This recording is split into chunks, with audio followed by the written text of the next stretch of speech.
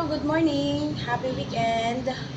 At ingat-ingat po ang lahat.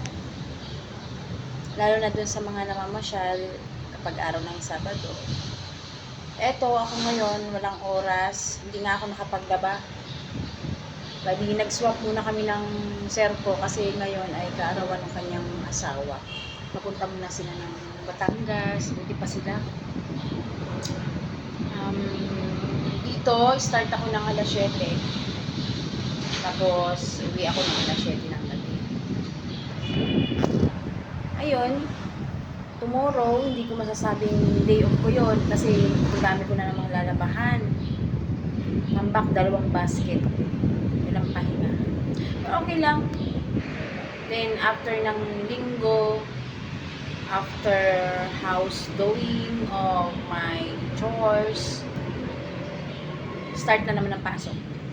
Monday na naman hanggang Friday.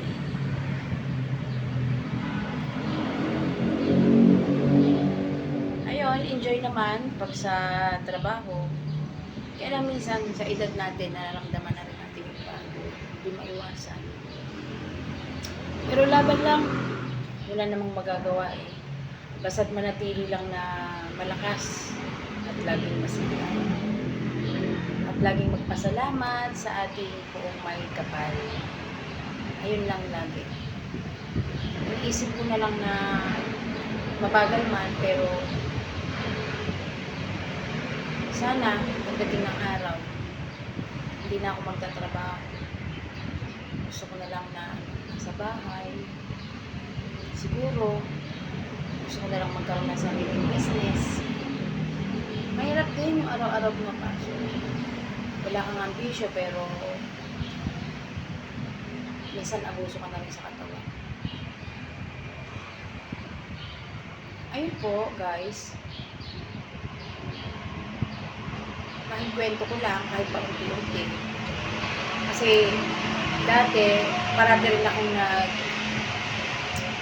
nag-vlog, dahan-dahan, pero biglang nawala. Meron kasing kwento. Pero ngayon, parang gusto ko ulit umpisahan since na-monetize na ako ni YouTube. Ayun, sana tuloy-tuloy na. At ito yung umpisa. So, have a nice weekend and ingat po. Okay?